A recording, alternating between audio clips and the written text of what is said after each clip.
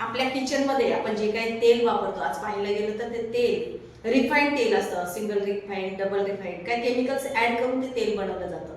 त्याच्यामुळे आज पाहायला गेलं तर बॅड कोलेस्ट्रॉल वाढते, अटॅकचं प्रमाण वाढते, सांधेदुखी असेल, गुडघेदुखी असेल, तर ह्याचे पाहिलं तर ते तेलामुळे आज वेगवेगळे आजार वाढत चालले.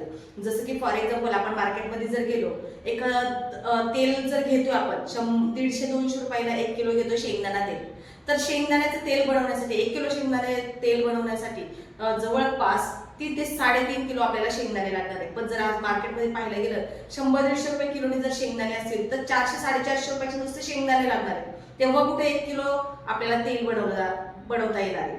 पण पाहिलं तर जर 150-200 रुपये किलोने जर आपल्याला तेल भेटते तर 100% त्याच्यामध्ये भेसळ असणार आहे, बरोबर.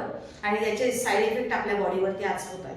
तर पाहायला गेलं तर आज सनेजने आपल्यासाठी खूप सुंदर असं प्रोडक्ट लॉन्च केले, शेंगदाणा ऑइल, ग्राउंडनट ऑइल, लाकडी घाण्यापासून बनवलेलं खूप सुंदर असं हे तेल आहे.